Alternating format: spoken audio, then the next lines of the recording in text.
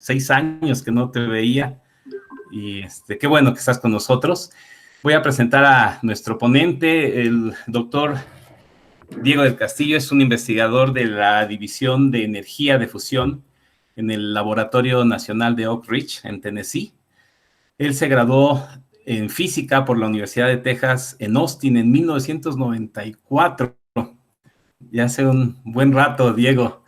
Antes de incorporarse al Laboratorio Nacional en el año 2000, tuvo estancias postdoctorales en la división teórica del famoso Laboratorio Nacional en Los Álamos, del 1998 al año 2000. Y también estuvo en el Instituto de Oceanografía de Scripps en San Diego, California, de 1994 a 98. Ese es un instituto también de un gran prestigio.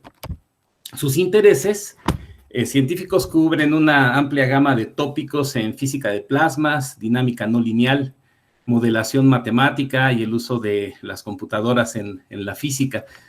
Sus intereses se enfocan actualmente en reactores de fusión, los llamados tokamak, y también en transporte anómalo, sistemas dinámicos hamiltonianos. Él ha publicado más de 100 artículos y tienen sus artículos más de 3,700 citas. Ha sido profesor visitante en un gran número de instituciones en Latinoamérica, también en Europa y también en Japón. Son muchos para estar enumerando. Y bueno, sin más preámbulo, Diego, te damos la bienvenida y te dejamos aquí con tu plática. Gracias. Pues muchas gracias, Ricardo. Entonces vamos ahora sí a la hora de la verdad. Vamos a ver si esto funciona. Present now. Una ventana. Tengo esto aquí. La comparto y ahora le pongo el full screen. Ahora sí ven toda la pantalla, ¿verdad? Sí, ahí está, la estamos viendo. Bueno, pues yo quisiera empezar por realmente agradecerles infinitamente a Emilio, a Ricardo y a todos ustedes por permitirme compartir estas ideas con ustedes. Para mí siempre tiene un significado enorme, por lo obvio, el compartir con la gente de México ideas, investigación, porque lo más importante que se le pasó a decir a Ricardo es que yo soy del UNAM. Me titulé como físico en la Facultad de Ciencias y eso pues se quedó grabado siempre en mí y lo llevo muy cercano a mí. Entonces siempre por lo mismo es una alegría estar con ustedes y lo que quiero insistir, y le comentaba a Emilio, es que esta plática es para ustedes, no es para hacer promoción de nada de lo que yo hago. Entonces, pregúntenme, interrúmpanme, quéjense y ¿cómo se llama? Porque me gusta más eso a estar aquí echando un rollo sin parar yo, ¿verdad? Bueno, entonces, miren,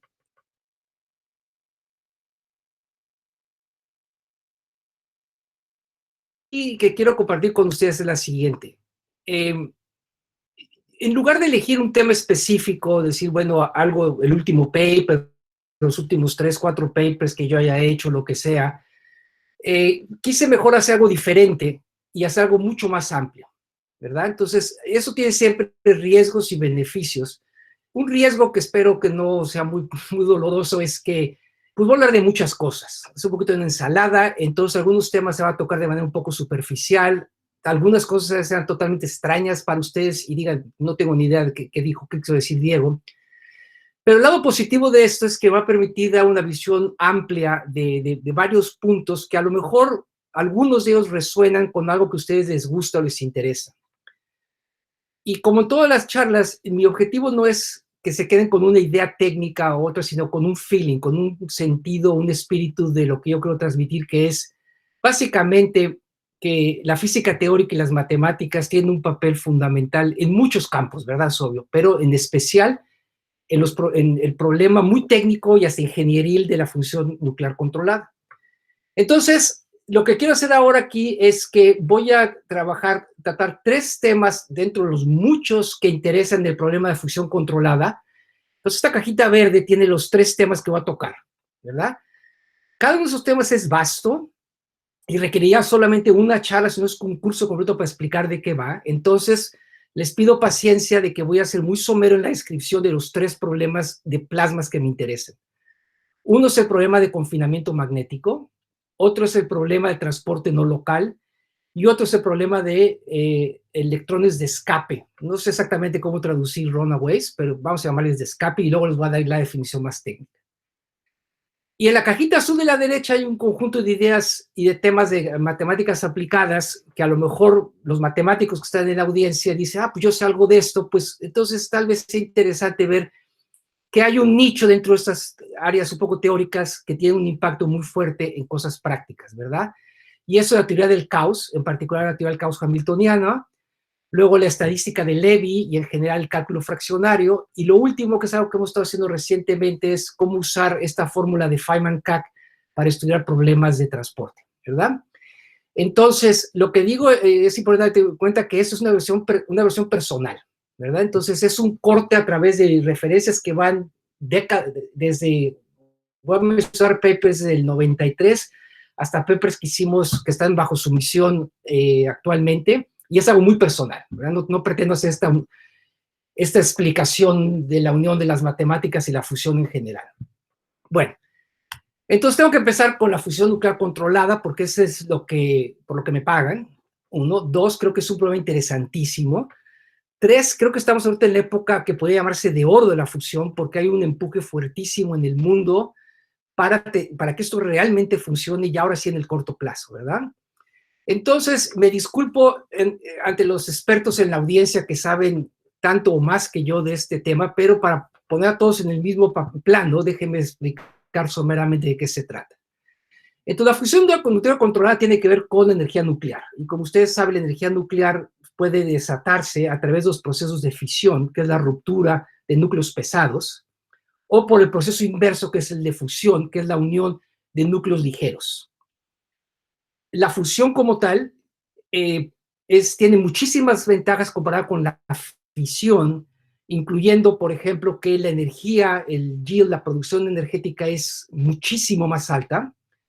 2, el riesgo de contaminación radioactiva es mucho más bajo.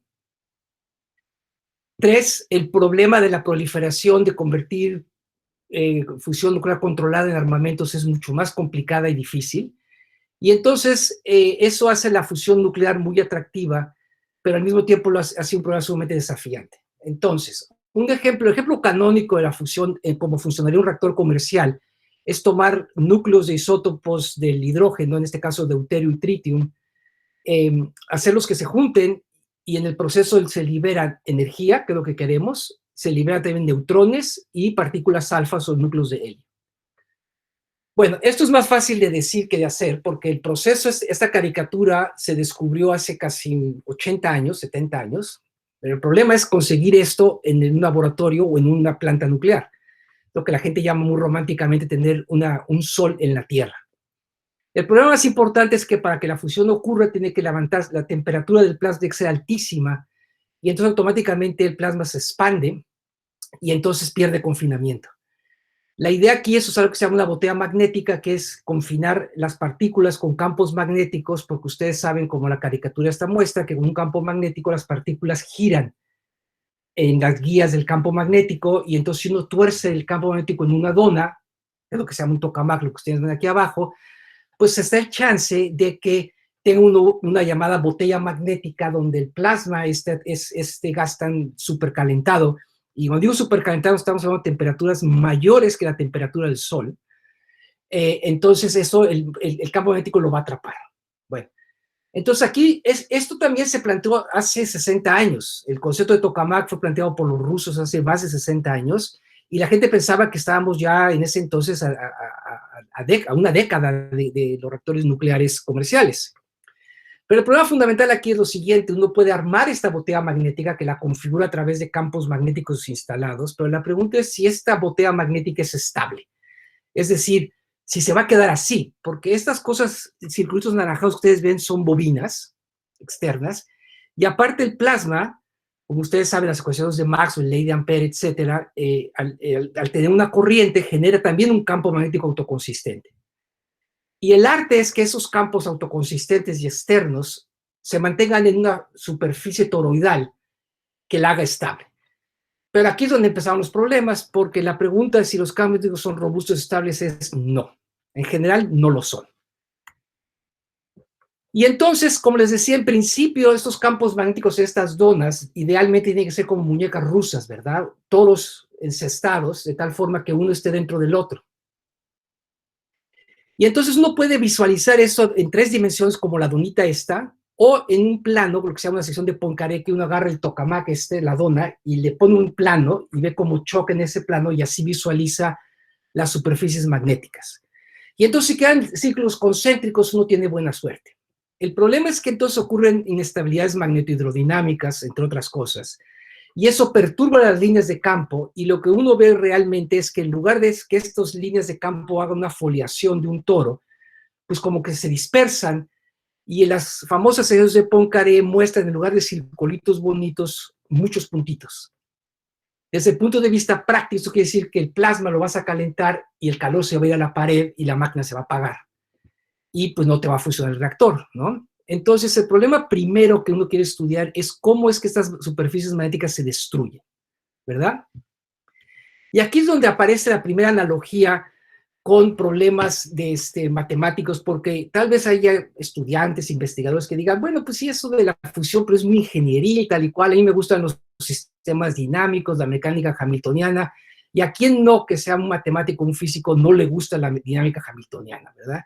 Y más si uno viene de la escuela de Phil Morrison, que Ricardo debe de ubicar el comentario que hago, pues si no te gusta lo hamiltoniano estás mal, hay que ir al doctor, ¿no? Entonces, bueno, déjame entonces explicarles la conexión con sistemas hamiltonianos. Decíamos entonces que el campo magnético, cuando se porta bien, folía, es decir, da vueltas como que se enrosca en superficies.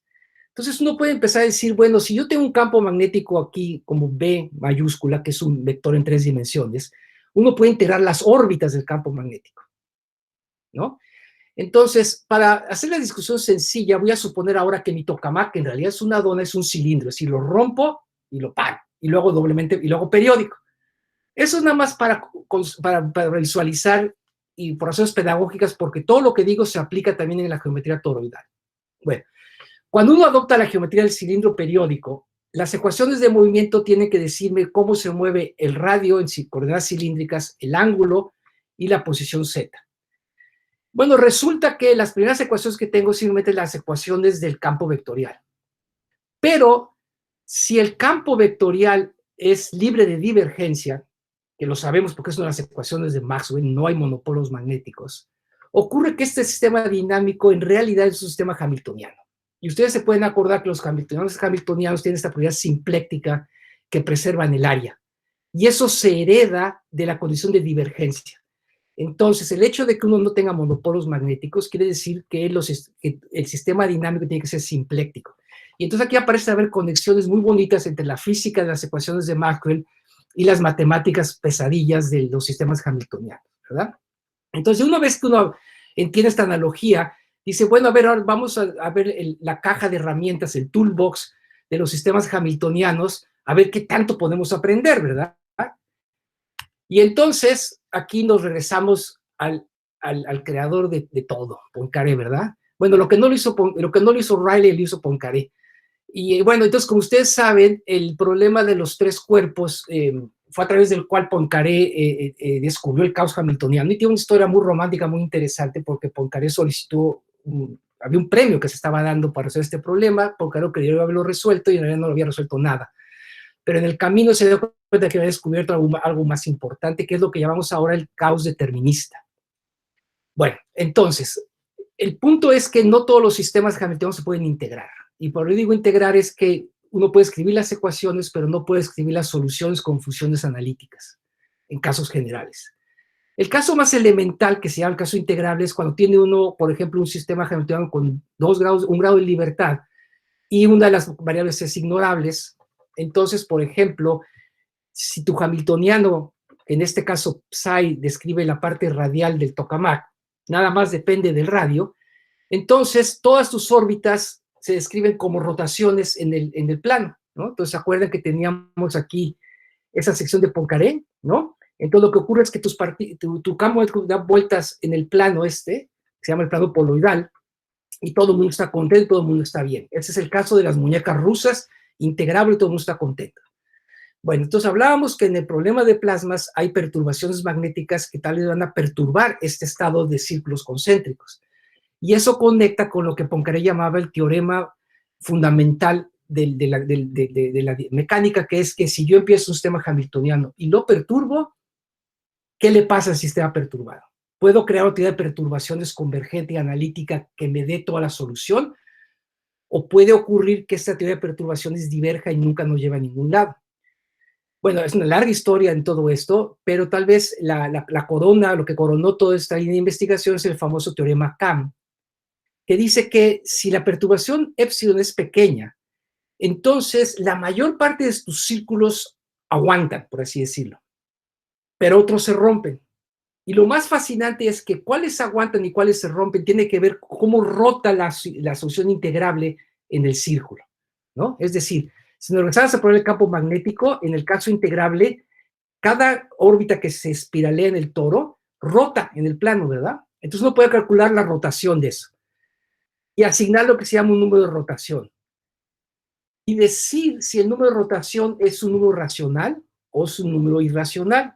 Y la teoría Kamm dice algo fascinante, que es que qué tanto aguanta ese circulito bajo perturbaciones tiene que ver con qué tan irracional sea la rotación, ¿no? Entonces, esto es lo que es así, de manera muy somera, el teorema Kamm.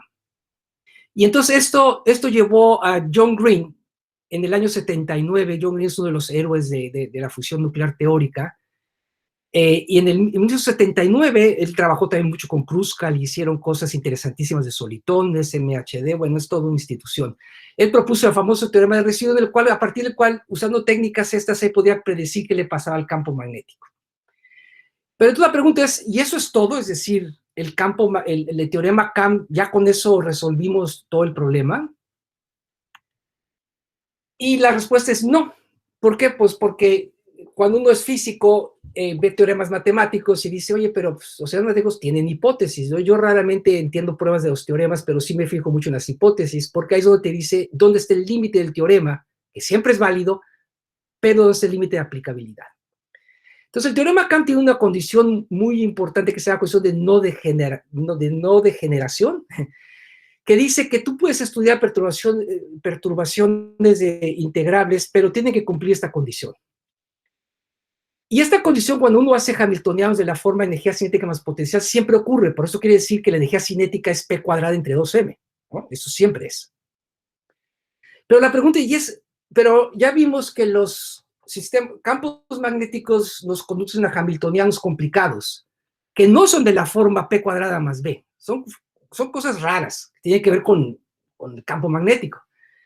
Y la pregunta es, bueno, ¿qué le pasa a esta condición del teorema Kamm cuando uno hace eso? ¿No? Bueno, y eso es algo de lo que yo, de hecho, hice en mi tesis, ¿no? Estamos hablando ya de la prehistoria, como Ricardo documentó. Yo ya no me acordaba ni del año en que hice eso. Pero entonces les comento lo que hicimos en ese entonces. Esta rotación no perturbada, en el caso de hamiltonianos mecánicos, es siempre muy sencilla, es como un P cuadrada y siempre lineal, y nunca esta condición de degeneración nunca ocurre.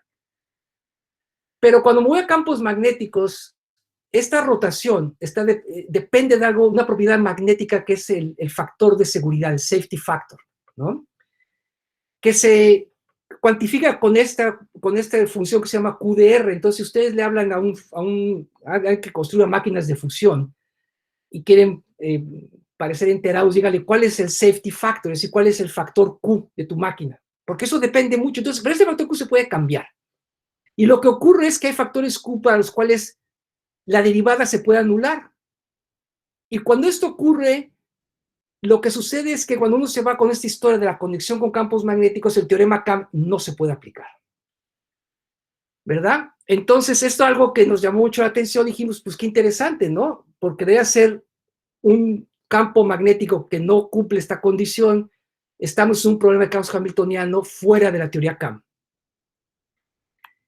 Bueno, entonces, como buenos físicos, y aquí es donde yo tengo un profundo agradecimiento con John Green, porque John Green se había interesado mucho en estos problemas a través de su, ¿cómo se llama esta? El criterio del residuo, y luego trabajo que hizo con Robert Mackay en renormalización de mapeos.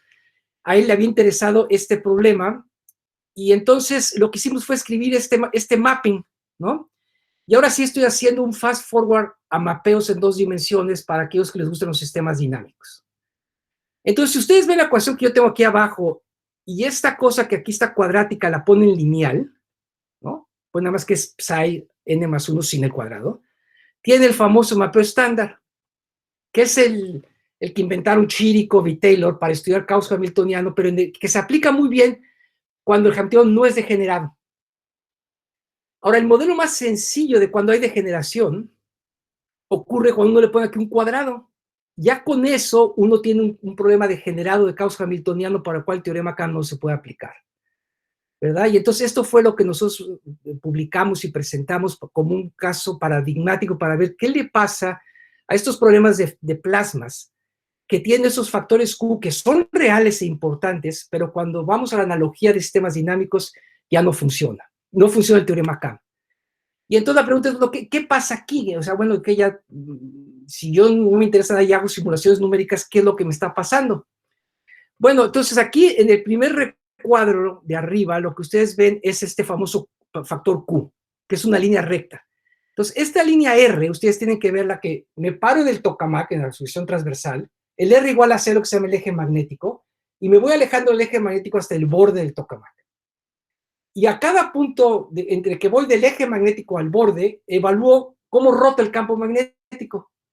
Y eso se llama el shear, el corte de la rotación, ¿verdad? Y entonces típicamente es monotónico, conforme más me alejo, más rápido va. Ahora, lo que ocurre con estos reverse shears es que empiezas en un lugar, empieza a rotar rápido, empieza a aumentar la rotación y luego baja.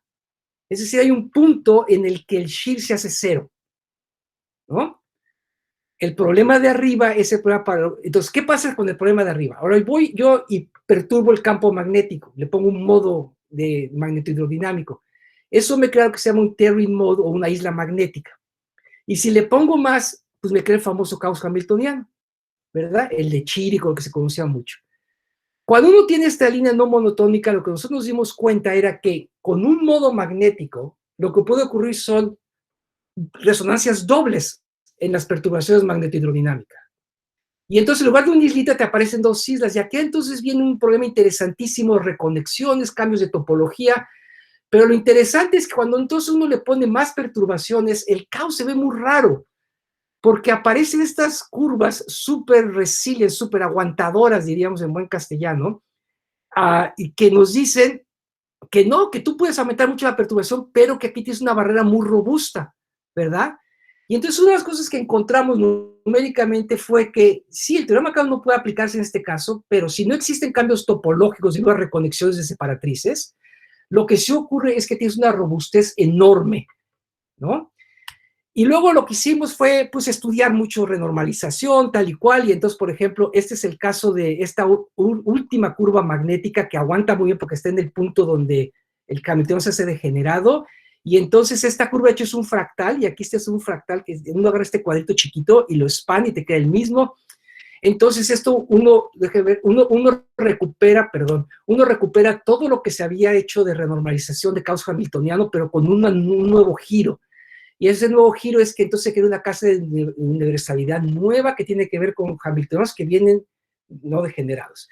Y entonces luego llegaron los matemáticos de adeveras, mi muy buen amigo y mentor, Rafael de la Llave, que se aventaron y probaron extensiones del teorema K un poco motivados por estos cálculos numéricos, y entonces ya el teorema K se ha extendido para casos, y hay un grupo de Barcelona muy fuerte también con Aro y compañía, que están, y gente en el IMAS también. Entonces, ya se está trabajando mucho qué pasa con extender el teorema K para situaciones degeneradas, ¿no? Bueno, y entonces aquí hay más fractales, ¿no? Entonces, y aquí nada más era para decirles que no voy a hablar de este tema. Es más, déjenme regresarme aquí, porque aquí termina mi primera analogía que yo quería hacer. Entonces, para resumir, ¿qué pasa? Uno empieza de un problema práctico como el campo magnético, establece una conexión con la teoría hamiltoniana, y entonces uno lo que puede hacer es hablar con los físicos o con los ingenieros y decir, bueno, ¿qué más tienen estas máquinas que a lo mejor yo no vi cuando estaba haciendo mis teorías matemáticas? Y entonces uno puede encontrar problemas matemáticos súper interesantes que originalmente, si uno los plantea en términos matemáticos abstractos, pues parecía que no tienen ningún sentido, pero pueden venir de aplicaciones muy concretas. Y luego el camino de regreso, ¿verdad? Que los físicos muchas veces, yo en particular, pues lo que hacemos son dibujitos, pero luego ya pueden venir los matemáticos que nos ayuden a entender este nuevo régimen, ¿no? Entonces yo encuentro esto cuando ese trabajo se remonta a la prehistoria. A mí me gusta mucho presentar esto porque les comentaba que mi objetivo en una plática es más o menos darles un sentido de cómo yo creo que ocurre esta sinergia entre física y matemáticas, ¿verdad? Entonces por eso no me importó mucho hablarles de los estados prehistóricos, ¿no? Aquí en los estados menos prehistóricos, por ejemplo, esto lo publicamos el año pasado, y simplemente es propaganda. Es propaganda de que los fractales aparecen en todos los problemas de físicas de plasmas. Y si les interesan los fractales, pues pregúnteme y yo les echo un problema para que lo estudiemos, ¿verdad? Bueno, paso ahora entonces al segundo problema de analogía. Entonces, ahora sí, tienen que olvidarse todo lo que dije antes, ¿verdad? Y lo bueno es que si no entendieron nada, o si no les gustó nada, o si no sabían todo, pues ahora tengo un segundo chance de redimirme, ¿no? Entonces, los que se desconectaron, desconéctense de nuevo a ver si funciona la segunda parte de la analogía. Y esta tiene que ver con una tarea muy interesante, que es que recuerden que cuando hablábamos de la fusión magnética, uno tiene este gas en esta dona y lo empieza a calentar. Y ahora vamos a suponer que el campo magnético no se rompe, que se quede bien puesto. Pero lo que también puede ocurrir es que el gas al calentarse, por colisiones, puede perder confinamiento, o por la misma dinámica puede haber lo que se llama drifts, arrastramientos de las órbitas, ¿no? Y el problema que interesa ahora es el problema del confinamiento, ¿no? ¿Cómo puedo ver que el calor no se me escape y no se vaya a las paredes? Porque no solamente voy a perder confinamiento, sino también puedo quemar la pared del reactor. Bueno, entonces, cuando uno quiere estudiar problemas de transporte, el modelo más sencillo es el modelo difusivo, que realmente es sumamente elemental. Pero lo menciono porque por elemental que sea, un montón de cosas están bien descritas por este modelo. Y también lo menciono porque lo que voy a hacer dice que este modelo está mal, ¿verdad? Entonces, por eso es que quiero empezar por aquí. Bueno, en general, cuando uno quiere hacer un problema de transporte, de lo que sea, desde canicas hasta contagios de COVID, hasta electrones en un plasma, uno empieza con una ley de conservación, ¿verdad? Uno asigna un escalar, phi, que es la cantidad de objetos, lo que tú quieres estudiar, de lo que tú quieres estudiar el transporte. Y esa cosa, a no ser que sea algo raro, no va a desaparecer. Esa cosa, el cambio en ese escalar, densidad, por ejemplo, tiene que ver por lo que entró y lo que salió y por las fuentes que le pongan, es decir, por la ley de conservación. Entonces, la ecuación universal es la que ven ustedes en la primera línea de mi transparencia, que dice que es el cambio de ese escalar, tiene que ver con la divergencia del flujo, es decir, lo que entra y sale, y lo que le pusiste a dedo, la fuente, o lo que le quitaste, ¿no? Un zinc. Esto es general. Ahora, el problema es que nadie nunca sabe cuál es qué es el flujo, ¿verdad? Nadie va a cuestionar, y no estoy cuestionando la primera fórmula. La segunda fórmula es ¿qué es el flujo? Bueno, el flujo nadie sabe lo que es, pero un modelo muy bonito, ese famoso modelo de Fourier-Fick, que dice básicamente que el flujo se debe a dos cosas. Uno es pues, que las cosas se mueven rígidamente, es decir, porque yo tenía aquí una canica y la agarré y la moví para acá. Entonces el flujo fue una canica que yo moví de izquierda a derecha. Pero un flujo más interesante tiene que ver con esta idea que la naturaleza aborre el vacío, y es que si ven aquí en mi caricatura, tengo aquí este rectangulito, pongo tinta verde en leche, y entonces después de un tiempo la tinta se expande, ¿no? ¿Por qué? Porque los gradientes, la naturaleza no quiere mantener gradientes. Y entonces lo que Fick y Fourier dijeron, bueno, entonces el flujo hace proporcional al gradiente. Ahora, lo que es importante es que esto es un modelo. Esto no es una ley como las leyes de Newton, las ecuaciones de Maxwell, las leyes de conservación. Esto es un modelo. Y por lo tanto puede estar mal. Pero cuando está bien es muy bonito porque entonces uno enchufa este Q en esta ecuación y uno tiene la ecuación de difusión, advección, que a uno le encanta porque tiene propiedades matemáticas muy bonitas, y claro, esto uno lo puede hacer en 3 dimensiones. Esta chi, que es el coeficiente de transporte, uno lo puede hacer no lineal, y aquí hay problemas matemáticos súper interesantes y profundos, ¿verdad? Ahora, la pregunta es, ¿por qué nos gusta tanto este modelo? Y una razón es porque ya se los expliqué, porque está bonito. La otra razón, la culpa la tiene Einstein, y es que así, pues, como un side comment en su tesis de doctorado en el estudio del movimiento browniano, él lo que nos hizo notar es que esta ecuación de difusión tan fenomenológicamente atractiva, de hecho tiene una fundamentación cinética muy elegante que tiene que ver con el movimiento browniano.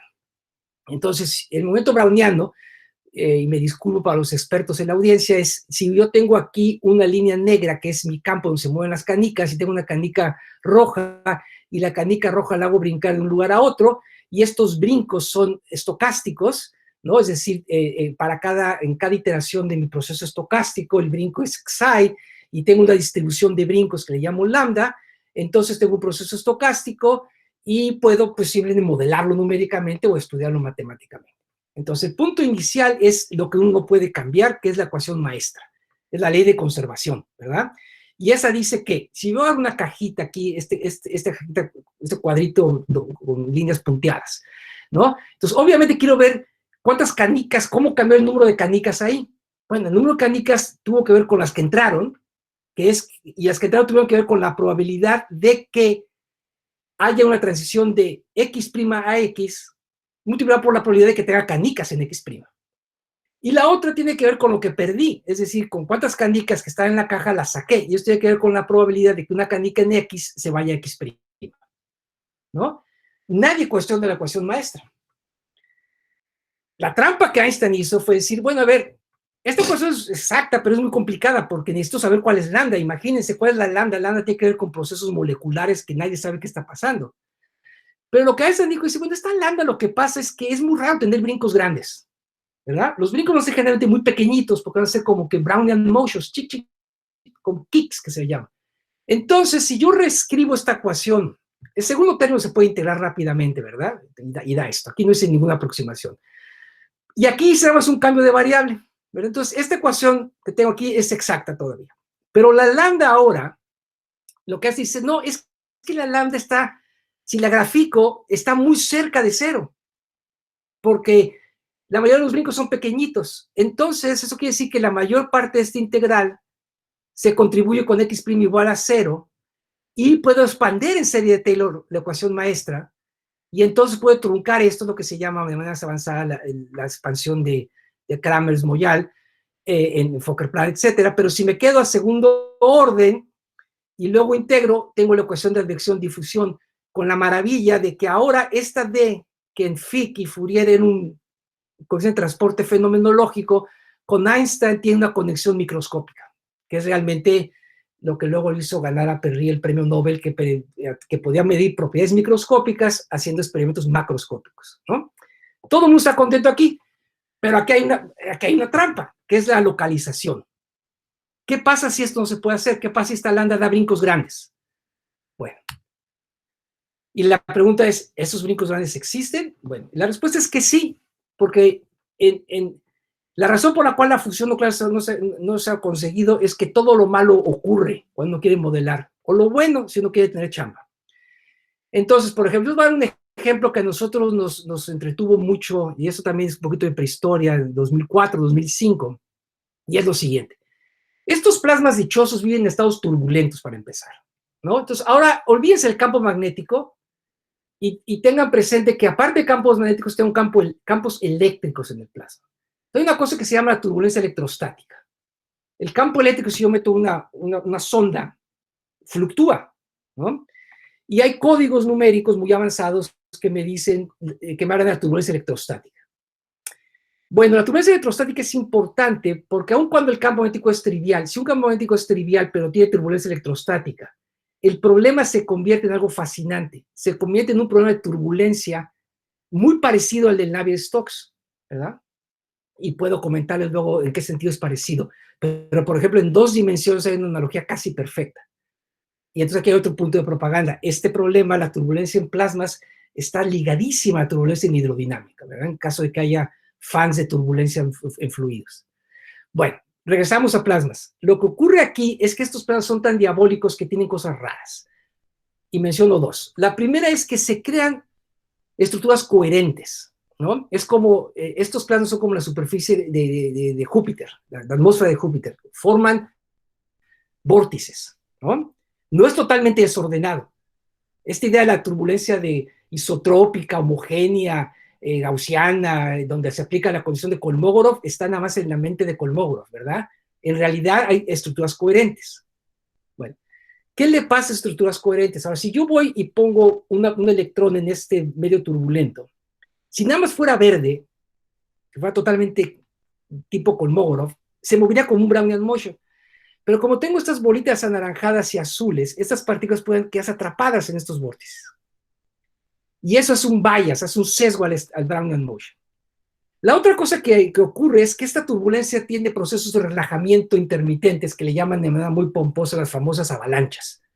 Es decir, que de pronto, pum, el plasma se colapsa y se vuelve a crecer, y se colapsa y vuelve a crecer. Entonces, tú eres un electrón y te montas en estas avalanchas, es como si fueras un esquiador que te cayó una avalancha. Te puedes mover bien lejos. Entonces ya ven que el panorama aquí de lo que ocurre a una partícula en un plasma con turbulencia electrostática es mucho más sofisticada de lo que uno pensaría le ocurre a un pez muerto en un océano descrito por la turbulencia de Kolmogorov.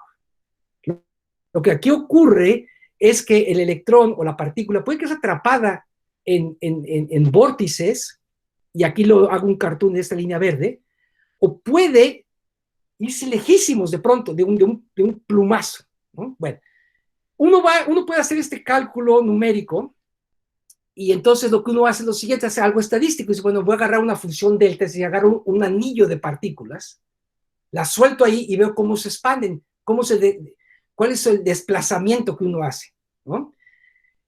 Y lo que ocurre, uno encuentra estas figuritas que tengo aquí, ¿no? Ahora, estas figuras, tiene que usted darse cuenta que la escala vertical es logarítmica, y la vertical es normal. Si esto fuera un proceso gaussiano difusivo, me quedaría una gaussiana, E a la menos x cuadrada, que en la escala de logaritmo me daría una parábola. Y esto no es una parábola, esto no es como una hipérbola, como algo, como una cúbica que cae así, ¿no? Entonces, ya aquí vemos que efectivamente esta idea que yo les decía, que tengo esos procesos adicionales de atrapamiento y de ¿cómo se llama? Y avalanchas, pues me da que la distribución de probabilidad no se ve gaussiana. La otra cosa es que si uno no quiere ser tan sofisticado, ver las distribuciones como tal, uno puede ver los momentos de la distribución. Y los procesos difusivos tienen la propiedad de que los momentos crecen de manera muy bonita, crecen de manera difusiva. El cuadrado del desplazamiento crece linealmente. Lo que ocurre en este problema es que crece de manera superlineal. Y eso se llama transporte superdifusivo, ¿no? Y entonces nosotros encontramos esta fenomenología y dijimos, bueno, ¿podemos construir un modelo que me describa esto? Obviamente, si me agarro la ecuación de difusión, me van a dar gaussianas y comportamientos, escalamientos difusivos. Podría enrollarme en hacer que la difusividad es no lineal y hacer un modelo matemático sofisticado, o poner dependencias raras en el coeficiente de difusión. Y de hecho es posible hacer eso. Pero la pregunta es, ¿podría yo, con las mínimas hipótesis físicas, crear un modelo que cuando lo resuelva me reproduzca esta distribución? Y la respuesta es sí, y eso fue lo que nos puso muy contentos en esa época. Y para explicarles un poco, déjenme decirle cuál es el origen de estos modelos. Aquí me voy a regresar a la ecuación maestra que ya expliqué, que cuando hacemos la hipótesis de localización me lleva a la ecuación de advección-difusión. Pero ahora me voy a detener justo antes de la trampa que hizo Einstein, y voy a decir, bueno, a ver, vamos a hacer esto. Vamos a suponer que esta lambda no está localizada, es decir, que tengo partículas que pueden irse muy lejos de pronto. La motivación está aquí, ¿no? Estas partículas brincaron mucho porque se montaron en avalanchas, ¿ok? Entonces, esta lambda la voy a mantener general. No la puedo aproximar, sino que su contribución está cerca de cero. Y además voy a agregar otra cosa que no les dije, que es una distribución de espera. Cuando y me regreso aquí, me disculpo, pero me regreso al momento browniano, Entonces lo que uno hace es que este puntito rojo lo mueve con brincos, ¿verdad? Pero uno supone que de un lugar a otro los brincos pasan instantáneamente, o a lo mucho de un tiempo de espera markoviano exponencial, ¿no? Entonces el ejemplo, ¿te acuerdas del borracho que va de un bar a otro, ¿no? Y entonces lo que pasa es que entra a un bar, se toma un shot y se va, un shot y se va, ¿no? Rápido se va. Y ahora estamos hablando de un borracho que es medio ligador y que encuentra ahí bares donde hay chicas muy guapas y entonces quiere quedar más tiempo y a veces se superenamora y se queda ahí un día y hay veces se va muy rápido. Es decir, el tiempo de espera entre brinco y brinco lo vamos a hacer general. Y la pregunta es, si no puedo hacer la expansión de localización, ¿qué puedo hacer de esta ecuación? Y la respuesta es que afortunadamente hay gente más inteligente que nosotros y ese problema lo trabajó en un paper fenomenal Elliot Montrol y Weiss, que dijeron, no, lo que ocurre aquí es que si uno elige una función de distribución de brincos algebraica, tiene colas algebraicas, porque lo contrario a que no haya, cuando uno tiene una distribución, si cae rápidamente la probabilidad de eventos raros es muy baja. Si cae algebraicamente la probabilidad de eventos altos es significativa y esa es la maldición de los terremotos, ¿verdad? Que tiene una distribución logarítmica, una distribución algebraica, ¿no? Entonces, lo que Montrol y Weiss dijeron, y me disculpo de que no tengo esta referencia aquí, pero es que la hice, usualmente, otras de estas pláticas tienen como 10 transparencias entre las últimas dos, es que si uno tiene, relaja la condición de la función de brincos, algo algebraico, ¿verdad? Y la condición de atrapamiento no la pone un exponencial, también le pone algo algebraico. Es decir, ahora ya vale quedarse mucho tiempo antes de cada brinco y dar brincos muy altos. El flujo, en lugar de hacerse un gradiente, se convierte en, si ven a ver, entonces este corchete antes era P, ¿verdad? Porque Q era nada más el gradiente de P. Pero ahora lo que ocurre es que el gradiente se convierte en un integral, en un operador íntegro diferencial, ¿verdad? Y nuevamente eso es algo que yo no hice, es algo que se conoce, se sabía, es la conexión entre el continuous time random walk con procesos de Levy y los operadores no locales de tipo fraccionarios. Entonces, esta Q ahora ya no va a ser un gradiente. Y ya se pueden imaginar que cuando enchufe este Q en mi ecuación de continuidad, me va a quedar una ecuación íntegro diferencial y no la ecuación de advección-difusión, ¿verdad? Ahora, ¿por qué le llamamos a estos operadores fraccionarios? La explicación es muy bonita, porque este operador se ve muy feo. Pero en el espacio de Fourier, es trivial, bueno, es un ejercicio de cálculo, darse cuenta que la transformada de Fourier de la caja roja es la caja azul. Y entonces fíjense ustedes que cuando uno tiene el gradiente, la transformada de Fourier del gradiente es K, ¿verdad? Porque la derivada, la enésima derivada en espacio de Fourier es K a la potencia n. Entonces, la transformada de Fourier del gradiente sería K por P. Pero la transformada de Fourier de este operador raro es K no a la 1, a la alfa menos 1, lo cual es matemáticamente perfecto, pero físicamente dice, pues esto se ve como una derivada de orden fraccionario y de ahí viene todo la fascinación de lo que es el cálculo fraccionario, ¿no? Bueno, ¿y esto sirve? Bueno, a ver, antes pongo un poquito más de matemáticas. Si uno hace esto ya más a lo bestia y le pone tanto operadores en el espacio o en el tiempo, lo que uno tiene es, como lo prometí, la ecuación de continuidad que la deja uno en paz. Y ahora tiene uno los flujos, pero el flujo se pone aún más interesante, porque hay un flujo que va de izquierda a derecha y de derecha a izquierda, porque uno puede tener brincos diferentes conectando el lado izquierdo de tu dominio con el lado derecho. Y cada uno de estos brincos, en lugar de ser derivadas normales, esta Q, son derivadas fraccionarias. Y estas de aquí les repito que son nada más operadores integro-diferenciales. Entonces uno puede darle una prueba a y entonces ahora me regreso a este problemita que tenía, ¿verdad? Puedo describir esta cúspide y la respuesta es que sí, ¿no? Uno puede, y la cosa es que esta alfa y beta son parámetros como que arbitrarios, parámetros libres que se llaman el modelo, pero conectan con la estadística del problema. Y entonces en estos trabajos lo que hicimos es que hay un valor realista de alfa y beta, heredado de la estadística de la turbulencia, que cuando lo enchufo en estas ecuaciones y las resuelvo, pues machean bien, hace un buen fit de mis datos. Y entonces esto fue una de las, pues, de las primeras trabajos en los que se mostró que el cálculo fraccionado sí podíamos describir algo que no fuera, que fuera no gaussiano en problemas de turbulencia, ¿verdad? Y entonces, entusiasmados por esto, nos metimos a hacer cosas así más prácticas de fusión. Y entonces, hay esta máquina que es hoy por hoy el tokamak más grande del mundo, que está en el Reino Unido.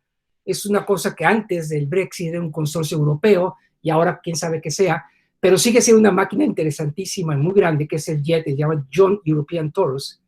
Y lo que ahí hicieron es experimentos perturbativos, ponían su plasma, el plasma es turbulento, es un plasma de fusión de veras, y de pronto lo enfrían, le meten una canica de argón o neón, lo que sea, y radiactivamente se enfría el plasma. Entonces es como calcular la función de Green del jet, ¿no? Cómo reacciona a un pulso. Y lo que se dieron cuenta es que obviamente el plasma se recalienta, pero el recalentado es muchísimo más rápido de lo que uno esperaría, pensando que el calor se propaga de manera difusiva. Y ahí fue donde entramos en escena, porque también lanzaron ondas propagando por el plasma para ver qué tan rápido se propagaban las ondas en el plasma turbulento, y lo que encontraron era que se propagaban de manera muy diferente de cómo se debían de propagar si el medio fuera un medio difusivo. Entonces, esto yo creo que es un experimento muy bonito que te dice, bueno, a ver, puedes hacer algo aquí. Y la respuesta es que sí. Entonces, por ejemplo, aquí tenemos los puntos, es el experimento, y las líneas sólidas son nuestros modelos. Y aquí, este es el modelo y este es el experimento. Entonces, capturamos el enfriamiento rápido de esta máquina con este modelo difusivo, y al mismo tiempo que también calculamos la propagación de estas ondas. Y nuevamente, por pensar que todo este problema lo vemos como un problema resolviendo el problema fraccionario. Para los matemáticos en la audiencia, los expertos realmente no como yo, que son cuidadosos de hacer todos estos cálculos, les comento que es un problema fascinante que sigue abierto. Y es que en estos operadores no locales, las fronteras siempre son complicadas. Entonces, una vez alguien me dijo, cuando era un estudiante, no se me ha olvidado, que si haces ecuaciones diferenciales, te das cuenta que la mayor parte de tu tiempo lo vas a emplear en R igual a 0, ¿no? Y la otra mitad la vas a emplear en las condiciones de frontera. Es muy delicado, ¿verdad? En las condiciones estas parabólicas, elípticas, uno tiene la ecuación de Dirichlet, de Neumann, mixes, etc. Cuando uno tiene operadores no locales, ¿cómo le ponen las ecuaciones de frontera? Es muy sutil. Y estos cálculos requirieron resolver eso, y entonces nosotros hicimos una ANSAT que yo creo fue interesante, y desarrollamos un método numérico para resolver estas ecuaciones regularizando los operadores fraccionarios, porque si ustedes ven esto, aquí hay unas singularidades horrorosas, ¿verdad? De 1 entre alfa menos 1, y además entonces es todo un problema súper interesante, ¿no? Bueno, se me está acabando el tiempo, y entonces aquí hay otro ejemplo que no les voy a comentar, nada más les voy a decir que este problema, que de hecho, para que vean que lo anterior lo hice en la prehistoria, pero sigo vivo, y esto lo hicimos en el año pasado. El paper se publicó a finales del 2020, y andamos trabajando en el 21, y fue un problema de estudiar el tiempo de escapamiento de partículas alfas. ¿Se acuerdan cuando les decía que la reacción nuclear genera estas partículas alfas? Esas partículas alfas son importantes porque sirven luego para recalentar el plasma, en lo que se llama un plasma encendido, un burning plasma. Entonces, y nuevamente, entonces tú tienes su máquina, tiene esas partículas, y la pregunta es si se escapan o no. Y si uno se cree que esas partículas viven en un entorno browniano, entonces el tiempo de espera es un cálculo muy fácil de hacer, se conoce desde hace muchísimo, es exponencial, ¿verdad? Pero los cálculos numéricos dicen que el tiempo de espera es algebraico. Y entonces eso fue lo que mis colegas en Francia me dijeron, y entonces dijimos, no, pues entonces de seguro se puede aplicar toda esta maquinaria de transportes anómalos, fraccionarias, y aquí hay un montón de cosas, aquí cálculos numéricos, y aquí hay un ejemplo de cómo el resultado numérico que habla de que explica por qué, o que resulta de este tiempo de escape de tus partículas alfas anómalos, se puede también describir por una ecuación fraccionaria. Esta gráfica, de hecho, no está publicada, ¿no? La presenté recientemente en un congreso del SIAM, pero estamos trabajando en la publicación.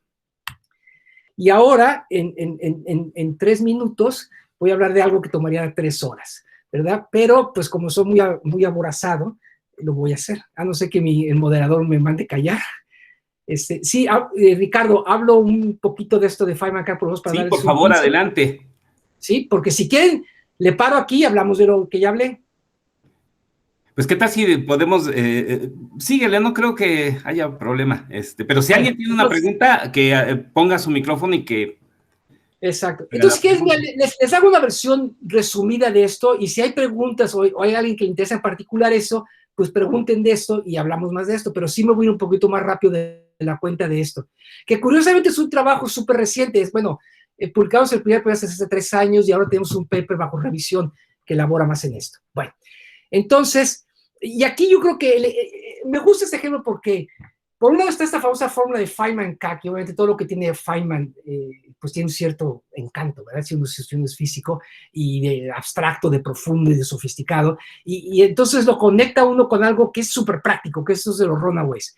Entonces voy a explicar en 30 segundos lo que es un runaway. A ver, ya les había dicho que el tokamak ideal tiene estas superficies de campos magnéticos como muñecas rusas, ordenaditas, bonitas, y no pasa nada. En realidad, pasa mucho, y estas superficies magnéticas se destruyen. Y ya habíamos visto esa caricatura de cuando se destruye el campo, se hace estocástico, y el cambio y todo eso. Bueno, lo que pasa ahora cuando estas se destruyen es lo siguiente. En el panel azulito, lo que les muestro es que cuando la superficie se destruye, el calor que había dentro del tokamak se va a las paredes. Y estos spots rojos muestran zonas en las que la pared se te averió, se te rompe la pared, o se sobrecalienta, se derrite. Entonces, el problema... Ahora, la otra cosa que ocurre es una cosa muy interesante. Cuando el calor se pierde, la temperatura baja, la resistividad cambia, ¿verdad? Porque la resistividad depende de la temperatura. Y debido a la ley de Ohm, si uno tiene una corriente fija, para mantener la ley de Ohm en balance, se crea un campo eléctrico. Entonces, lo que ocurre es que cuando este plasma se le rompe las superficies magnéticas, se crea un campo magnético enorme, y el tokamak se convierte en un acelerador de partículas. Y los electrones termales se pueden acelerar mucho. Y después de acelerarse mucho, pueden pegar en la pared. Y aquí es un ejemplo de lo que pasa. Entonces, cuando tu campo magnético se rompe, el plasma se enfría rápidamente, se crea un voltaje intenso y se aceleran electrones. Ahora, cualquiera diría, esos electrones que se aceleran se tienen que frenar con el Coulomb drag, ¿verdad? Porque acuérdense que las colisiones frenan. Es cuando ustedes van es lo que yo llamo la pesadilla del paracaidista. Un paracaidista se avienta, abre paracaídas. La gravedad lo acelera, pero la fuerza de fricción lo frena, y como la fuerza de fricción aumenta con la velocidad, se alcanza un equilibrio y una velocidad terminal. Eso es cuando la fricción aumenta con la velocidad. Pero los plasmas son diabólicos, acuérdense. Y aquí es una gráfica que muestra cómo aumenta la fuerza de fricción con la velocidad. El primer cachito es lo que el paracaidista le gusta, porque va a alcanzar velocidad terminal. Pero hay un umbral a partir del cual la fuerza de fricción se reduce con la velocidad. Y si estás aquí, pues ahora sí que Dios te bendiga como paracaidista. Cuando estás aquí, están los famosos runaway electrons. Esos electrones se aceleran y no hay quien los pueda hacer frenar. El problema entonces que la gente que está con esas máquinas nos dice es, bueno, si yo tengo un problema dado, un tokamak, y el tokamak tengo una evolución de su temperatura, ¿cómo puedo predecir cuántos de estos electrones se me escapan o no se me escapan? ¿Verdad? Bueno, y ahora aquí es cuando me voy un poquito más rápido. La pregunta es, uno tiene que escribir un modelo matemático de la evolución de estos electrones, y entonces un modelo sencillo pero profundo es el modelo de esta ecuación de Fokker-Planck, que dice cómo se comporta la función de distribución de estos electrones en presencia de un campo eléctrico, en presencia de colisiones, y también, desde luego, tengo que incluir emisión de radiation damping, debido a que estos electrones se mueven a velocidades relativistas y radian. Entonces, de hecho, esta es la ecuación de Fokker-Planck con correcciones relativistas, porque las energías son de varios MeVs, ¿no? Alternativamente, uno puede escribir esto con ecuaciones estocásticas. Sostengo aquí un electrón. El electrón tiene un proceso de aceleración, un proceso de amortiguamiento de radiación, un proceso de disipación, y luego tiene un proceso difusivo que describo a través de un proceso de Wiener, ¿no? Y entonces, el problema que uno quiere entender es el siguiente. Te voy a dar un estado del plasma, y yo quiero que tú me digas si un electrón dado va a ser un runaway o no. Es decir, si un electrón bajo todos esos procesos físicos va a alcanzar una velocidad terminal o no. Entonces uno puede hacer lo que se llama la ecuación forward, hacia adelante de Fokker-Planck, que te dice, yo sé si un electrón tiene momento P0, yo puedo calcular al tiempo T0 cuánto vale su momento final al T final, ¿verdad? Y de esa manera yo puedo saber hacer muchas pruebas. Agarro un electrón, lo integro, y veo si el P final es malo o bueno. Si es malo, digo, red flag, este electrón puede dañar la pared. Si es bueno, no hay problema. Ese es el método directo. El método inverso, que se llama el backward, es decir, ¿qué tal si mejor tú empiezas a ver, bueno, voy a tomar un electrón que ya es de los malos, y voy a ver a qué electrón de los originales empezó. Es decir, corro la dinámica en reversa, ¿verdad? Eso en la ecuación de Fokker-Planck se llama, es la diferencia entre la ecuación forward y la ecuación backward, o la ecuación de Fokker-Planck o la ecuación adjunta.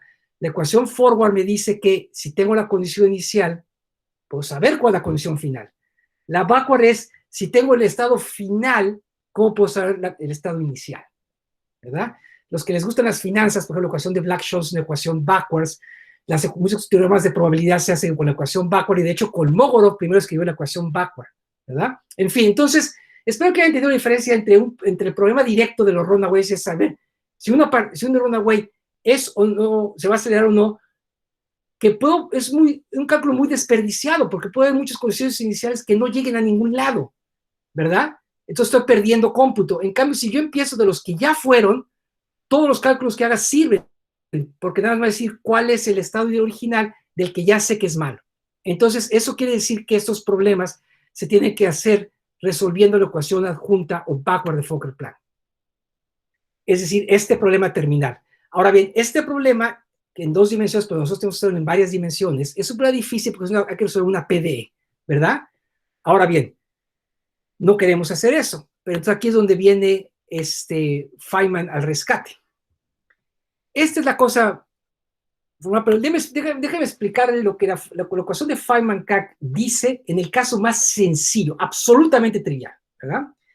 Y es el siguiente. Supongamos que su dinámica tiene que ver con un problema de advección-difusión, ¿verdad?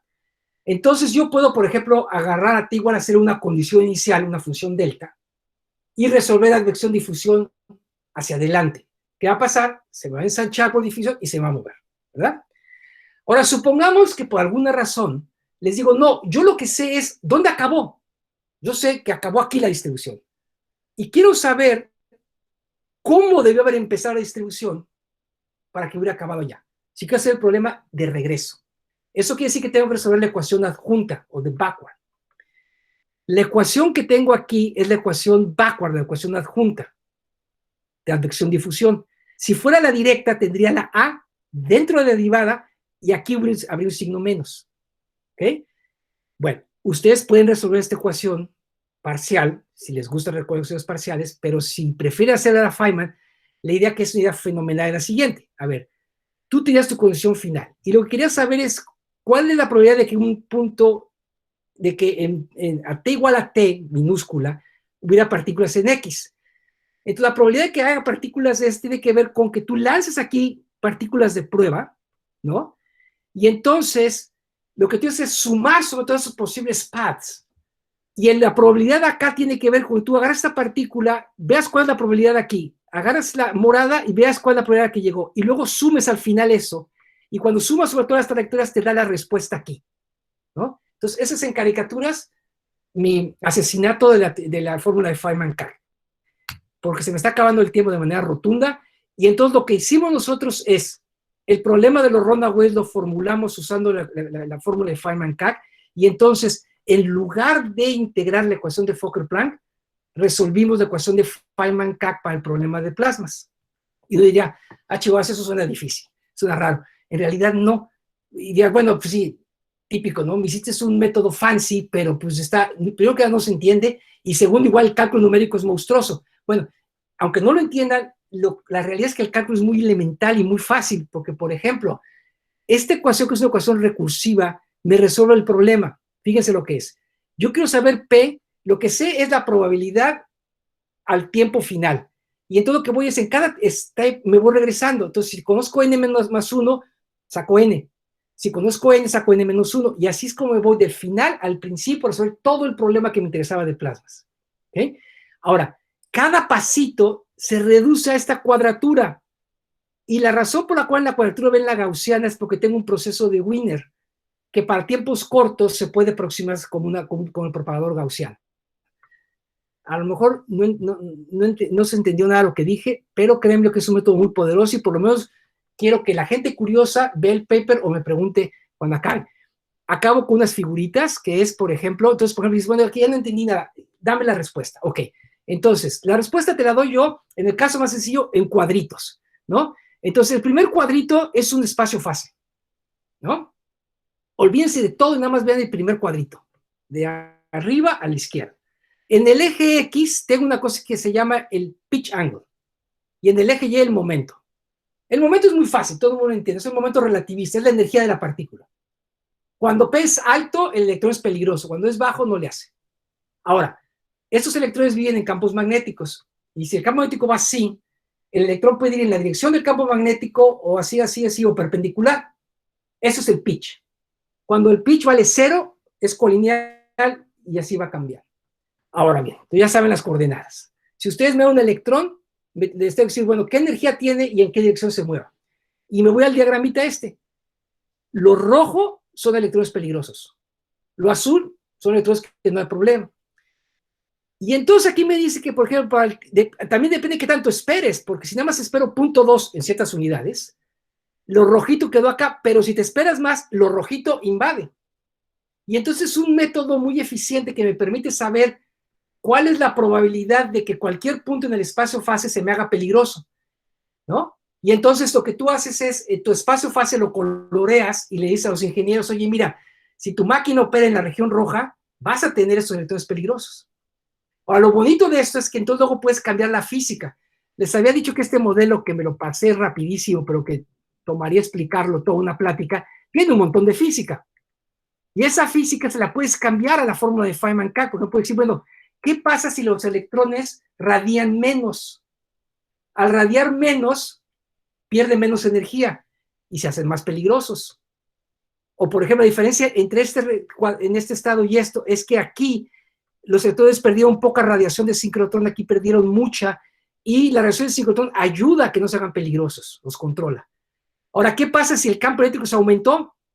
Obviamente hay más rojito, porque si el campo eléctrico es 0 eléctrico, todos los electrones son azules, ninguno se aceleró. Y conforme aumenta, va esto, ¿no? Entonces, por ejemplo, el último paper que tenemos en el Journal of Computational Physics, hacemos esto en 3 dimensiones, dependiendo del tiempo, y le ponemos un poquito más de matemáticas y métodos numéricos. Y con esto acabo. La conclusión es simplemente la introducción, que ilustramos estos 3 problemas. Igual esto se va a servir para que se queden y se pierdan menos de todo el rollo que eché. Y aquí hay algunas referencias de los 3 temas que toqué, ¿verdad? De la teoría de caos hamiltoniano, de los operadores fraccionarios y del approach de Feynman-Kac. Y ya con esta me despido y me disculpo porque como siempre me pasé. Pero bueno, gracias a los que sobrevivieron. Adelante, Ricardo, así soy todos ustedes. Y muchas gracias, Diego. Los que tengan preguntas, por favor, levanten la mano o simplemente abran su micrófono y adelante.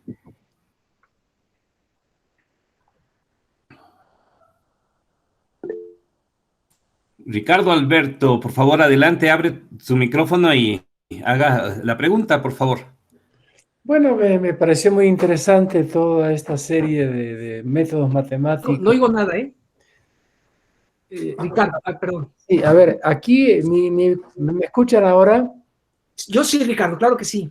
Bueno, me pareció interesante todo tu ponencia, muy clara, y la variedad de métodos de los que hablaste. métodos de sistemas dinámicos, bueno, y otros tipos de métodos, Feynman-Cax, que es un método que se usa mucho también en problemas de mecánica cuántica, de campos cuánticos, y me pareció muy interesante verlos aquí. También el problema inverso me pareció interesante porque, bueno, también me interesan los problemas inversos, ¿no? Y un tema que, bueno, la física de plasmas, mi interés es relativamente nuevo, pero hace ya algunos años, cuando todavía no me había ni recibido, mi primer trabajo fue en un laboratorio experimental de física de plasmas y estaba yo ahí midiendo temperatura de plasmas, ¿no? Algo muy sencillo en la época. Y después, bueno, me dediqué a otros temas, pero en algún momento me interesó el problema de las ecuaciones de Maxwell en circunstancias en las que pues las constantes eléctricas pueden hacerse cero y cambiar de signo de manera suave, no por saltos, ¿no? Y en ese momento no tenía aplicaciones, entonces no seguí mucho esto. Claro, no conocía yo en aquella época las resonancias híbridas en plasmas de fusión. Y lo que me trajo a física de plasmas hace algunos años es, estaba en sabático en París, y colegas analistas numéricos me plantearon problemas de ese tipo, precisamente en resonancias híbridas. Aparentemente venía el tema de que los cálculos numéricos plantean dificultades y ellos estaban tratando de entenderlos, y se pudo formular precisamente como de este tipo de problemas que me interesaban hace tiempo, y que fue posible resolverlo introduciendo herramientas de teoría de dispersión, teoría espectral, herramientas matemáticas que, bueno, en la física cuántica ya desde von Neumann se utilizan, ¿no? Y más recientemente un problema de la paradoja de Bernstein-Landau, que se acaba de publicar este artículo en el Journal of Statistical Physics, que se pudo estudiar desde ese punto de vista. Y la pregunta es si en el contexto de los problemas que a ti te interesan, en la comunidad en que trabajas, si estos métodos basados en análisis funcional, de teoría espectral, teoría de dispersión, si han sido utilizados y si se les ha encontrado utilidad. No sé si has visto tú esto en tu medio, digamos, en tu contexto, en tu comunidad, ¿no? Los Mira, de conozco, Phil Morrison, de hecho estuve en contacto con él no hace mucho tiempo. Los sistemas hamiltonianos es muy importante para él, ¿no? Y ha hecho contribuciones importantes, ¿no? Sí. Mira, no te interrumpí, ¿verdad? ¿Terminaste ya? No, adelante. Sí, mira, entonces yo dividiría mi respuesta, que es un programa súper interesante, en dos partes. La primera vez, estos problemas de resonancias híbridas, ¿verdad? Y en general el problema de propagación de ondas en plasmas y los problemas de interacción de ondas son problemas importantísimos en fusión, ¿verdad? Porque tenemos, por ejemplo, las antenas, mucho del calentamiento del plasma se debe a cabo por calentamiento óhmico, pero mucho de ello es por radiofrecuencia, ¿verdad? A lo mejor. Entonces, por me quise empezar entonces es que los problemas en los que tú has trabajado y has contribuido son problemas importantísimos, ¿verdad? Y hay gente, tanto en el mundo como en particular en mi división, que ha dedicado pues su vida entera en estudiar procesos de conversión de ondas, acoplamientos de ondas, calentamiento por ondas. También estas resonancias se usan mucho para diagnósticos. Entonces, todos los problemas. Ahora, no es un campo en el que yo haya hecho investigación, es un campo que sé por los seminarios, un poquito por ósmosis, ¿verdad? Pero lo que sí digo es que no es el campo en el que yo he trabajado, pero sí es un campo que sé que es muy importante. Ahora,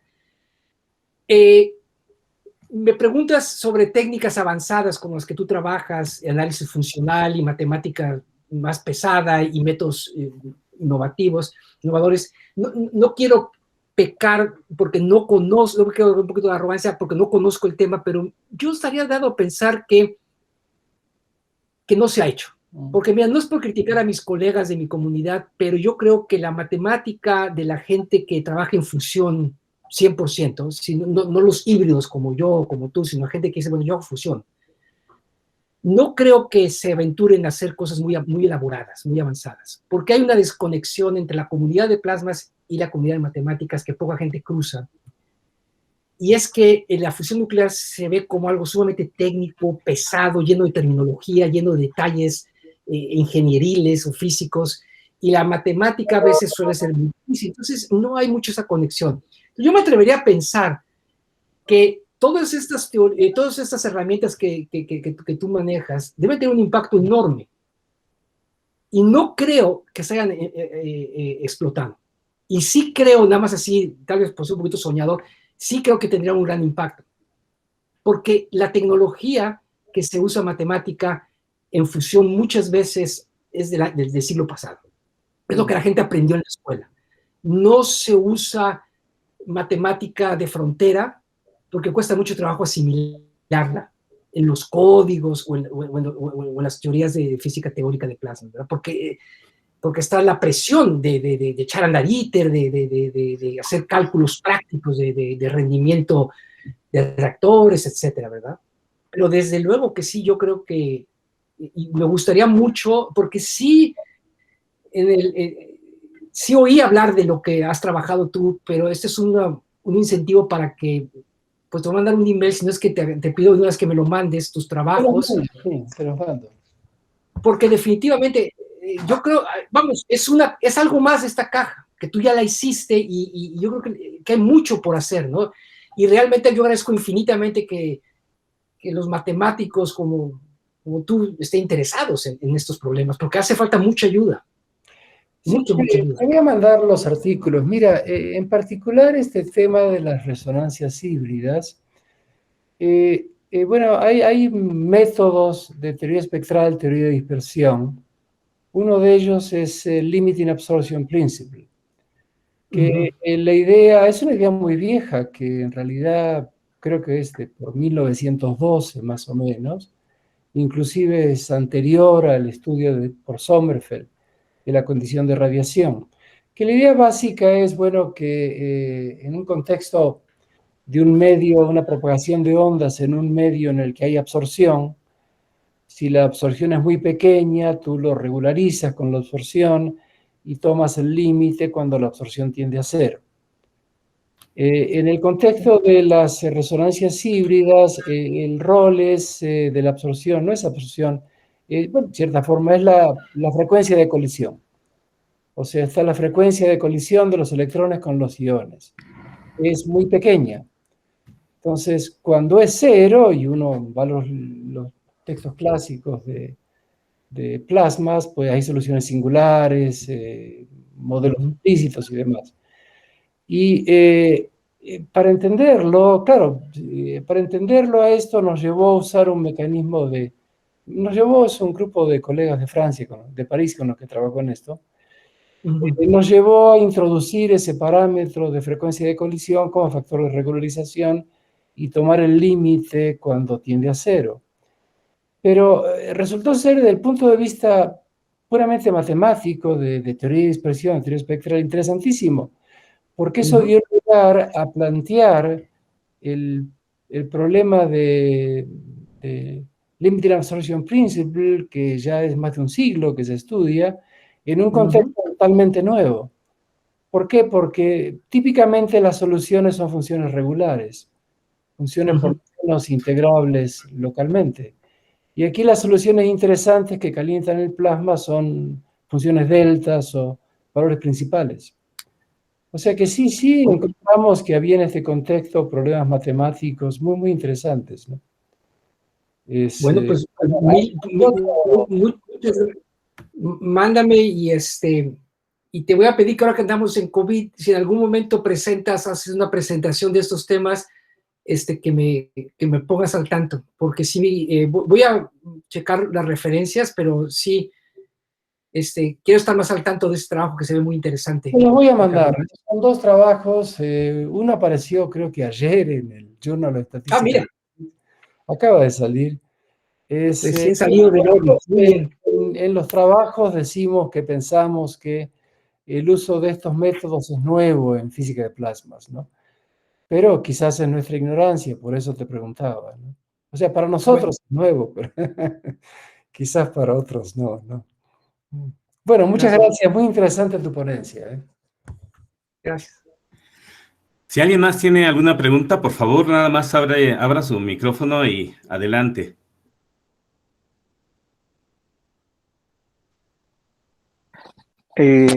Hola Diego, habla César. César, qué gusto. Saludarte. Oye, una pregunta, cuando tocas la parte de turbulencia electrostática, ahí ya no vi, sí suponen la existencia de un potencial electrostático neoclásico, digamos, además del campo eléctrico que ustedes están incluyendo. A ver, déjame, porque como bien sabes tú, todos esos problemas tienen muchos sabores, ¿verdad? Claro. Entonces, este cálculo que se hizo en particular se hace haciendo el famoso G-mode, es el Pressure Gradient Driven Instability, ¿no? Que es una especie como de instabilidad de Kelvin-Helmholtz que ocurre y el campo magnético no está haciendo nada. A ver, por ejemplo, ¿ubicas la ecuación de Hasegawa-Mima, por ejemplo? Sí, claro. Uh-huh. Esa vive en un campo magnético constante, ¿no? Vertical, en el plano, y entonces lo que tú tienes la posibilidad de que el campo electrostático sea, ¿cómo se llama? Tenga un cierto nivel de estocasticidad. Uh-huh. A ver, el campo electrostático simplemente lo dejas y simplemente reacciona con cómo el plasma se va moviendo, ¿verdad? Uh-huh. Y la ecuación que te sale es una ecuación que tiene no linearidades tipo de Navier-Stokes y es lo que te da la turbulencia electrostática en Hasegawa-Mima, por ejemplo. Claro. Entonces, este modelo es un modelo con ese sabor, ¿verdad? Pero es en 3 dimensiones y lo de que destabiliza es la presión del plasma. Entonces, no sé si esto es lo que quieres saber, pero básicamente quise empezar hablando de un poco de la física. Entonces, el campo magnético aquí no hace nada, y lo que tiene es una ecuación para el potencial electrostático y una ecuación también para el gradiente de presión, ¿verdad? Y es un sistema complicadillo. En algunas versiones de esta presentación la tenía. Este es un trabajo que hice con Carreras, con Benjamín Carreras y Vicky Lynch, y ellos tienen códigos que hacen el famoso G-mode. Uh-huh. Y son ecuaciones complicadillas. Ahí, por ejemplo, cuando la gente habla, no, la ecuación de Navier-Stokes, qué emoción, qué bárbaro, la frontera. Bueno, pues la ecuación de Navier-Stokes es un límite súper sencillo de este modelo. Porque la ecuación de Navier-Stokes es universal y es muy elegante, y esto es un despapalle de efectos, ¿no? Pero sí, es básicamente eso. Y, por ejemplo, el movimiento de las partículas se hace siendo... ya que tienes, como nada más estás resolviendo para el potencial electrostático y el campo magnético lo mantienes constante, dices tú que los electrones los mueves con el E cross B. Uh-huh. Tienes las ecuaciones de movimiento son B, que es un vector fijo, cruz el gradiente del potencial. Y entonces es un sistema hamiltoniano en el que el hamiltoniano es el potencial y el potencial es el que sacas de tu modelo turbulento. Pero, por ejemplo, estos problemas se han hecho, después de esto la gente estudió esta fenomenología en cálculos girocinéticos también. La gente de Madrid, Raúl Sánchez y compañía, resolvieron el problema girocinético, hicieron todos estos, es el problema de los trazadores, ¿no? Que tienes tu turbulencia y haces un tracking de tus partículas y a partir de ahí ves qué pasa. Sí. Gracias, Diego. No, de nada. Quizá todavía tenemos espacio para una pregunta adicional. Si alguien la tiene, por favor, adelante.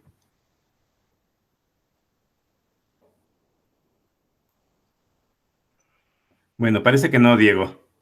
Bueno.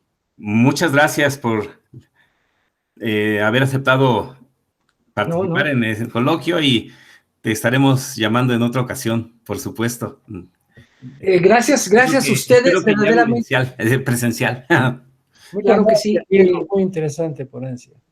Sí, gracias. Gracias. Les agradezco realmente la oportunidad de de hablar aquí en el exilio se extraña mucho a nuestro país y saber que cuento con ustedes significa mucho, ¿verdad? Y entonces estoy aquí a su servicio, cualquier cosa que necesiten, apoyos, estudiantes, pues háganmelo saber, por favor, ¿verdad? Porque si estamos aquí es también para ayudar allá, ¿verdad? Sí, Pues claro salud. que sí. Muchas gracias.